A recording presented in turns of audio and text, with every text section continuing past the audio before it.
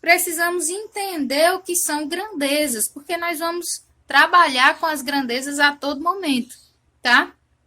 Grandezas proporcionais, certo? Diretamente proporcionais, inversamente proporcionais. Bom, sobre números proporcionais nós já estudamos nas aulas anteriores, então nós já sabemos o que significa. Para essa aula, primeiro vamos definir o que é grandeza.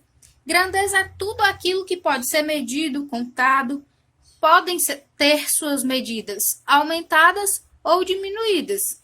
E os exemplos de grandezas nós temos aí volume, massa, comprimento, velocidade, tempo, custo, produção e etc. Ao longo da aula você vai ver tantos outros exemplos sobre grandezas. Sobre grandezas diretamente proporcionais, nós temos o seguinte exemplo.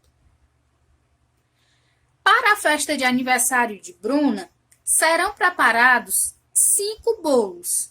Sabendo que no preparo de um bolo são usados 300 gramas de farinha, um bolo, 300 gramas de farinha, vamos determinar quantos gramas de farinha serão necessários para preparar os 5 bolos. A gente vai tentar aplicar aí a ideia de proporção nessa questão, tá? Sem aplicar direto lá o cálculo prático da regra de 3. O que a gente vai fazer? Bom, quais são as nossas grandezas? Nós estamos trabalhando aí com bolos e também com as gramas lá da farinha de trigo, que eu vou representar pela letra G. Então, para fazer um bolo, é gasto 300 gramas de farinha de trigo. Para o tanto que a gente quer para o aniversário da Bruna, são gastos quantos bolos? Ou a gente pode chamar esse ponto de interrogação aí de X. Bom, usando a ideia aí de proporção, o que está sendo feito? Perceba comigo que de um bolo para 5 bolos, o que está acontecendo é que a gente está multiplicando a quantidade de bolos por 5, porque 1 vezes 5 é 5. Então, é isso que eu tenho que fazer aqui, ó, na quantidade de farinha de trigo que eu vou usar. Se para um bolo eu uso 300 gramas de farinha de trigo, então para 5 bolos, que a gente vai fazer é multiplicar também por 5. E 300 vezes 5, ó, vamos fazer aqui rapidinho. 5 vezes 0 é 0. 5 vezes 0, 0 de novo. E 5 vezes 3, 15. Ou seja, para 5 bolos, o que a gente vai precisar usar é 1.500 gramas de farinha. Então, sem usar aí o cálculo prático de regra de 3, a gente chegou na nossa resposta, tá bom? Apenas usando o conceito de proporção. Para falar sobre grandezas inversamente proporcionais, nós temos um segundo exemplo e nós vamos tentar resolver apenas com o conceito que a gente tem sobre proporção.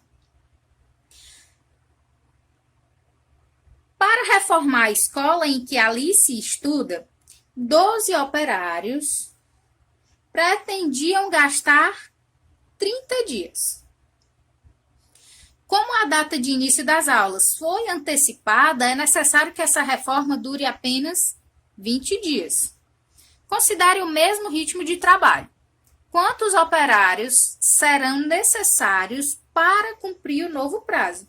Então, vamos lá.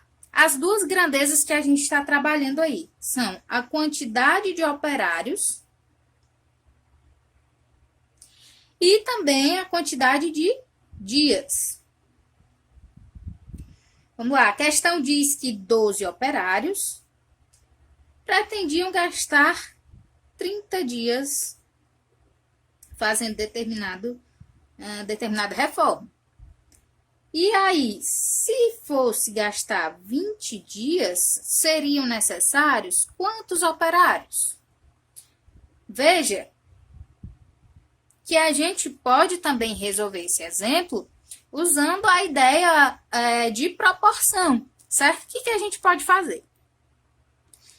Eu tenho aqui em 30 dias e eu quero chegar em 20 dias. Tá. A gente pode trabalhar da seguinte forma, ó.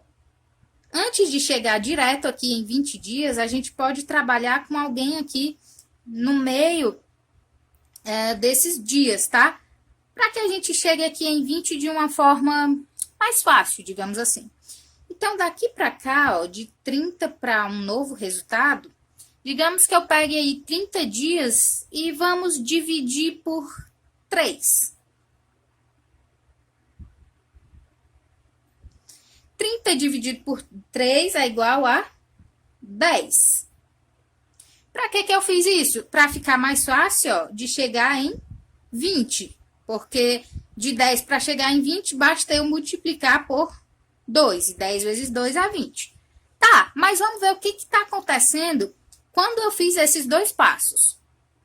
Daqui para cá, ó, quando eu divido por 3 o 30, o que está acontecendo aqui? Já que eu estou falando de grandezas inversamente proporcionais. Bom, o inverso de 3 é 1 sobre 3. Então, o que está acontecendo aqui? Eu estou dividindo o 12 por 1 sobre 3. E o que é dividir 12 por 1 sobre 3? Ó, 12 dividido por 1/3.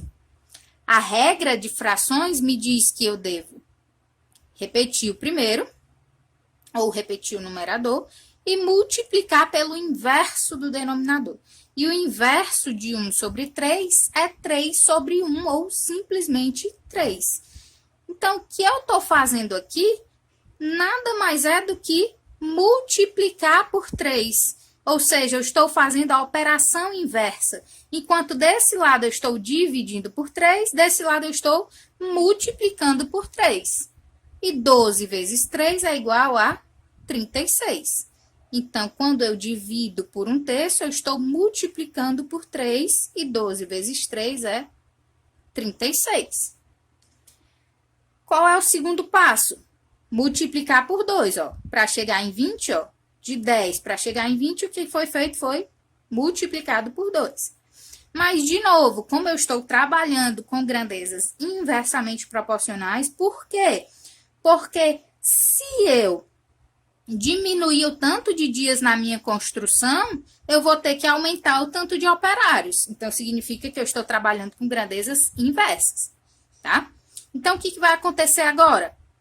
Multipliquei por 2, então, o que eu vou fazer aqui? Multiplicar pelo inverso de 2. E o inverso de 2 é vezes 1 sobre 2. E o que é multiplicar 36 por 2? Ó, se eu pegar aqui 36, aliás, por 1/2, vezes 1 sobre 2. O que eu estou fazendo nada mais é do que dividindo por 2. Por quê? Ó, multiplico 36 vezes 1, que é igual a 36. E aqui não tem nada, a gente pode acrescentar 1. E 1 vezes 2, que é 2. 36 dividido por 2 é igual a 18. Ou seja, o tanto de operários que serão precisos aí, em menos dias, em 20 dias, são 18 operários. Então, o que eu fiz foi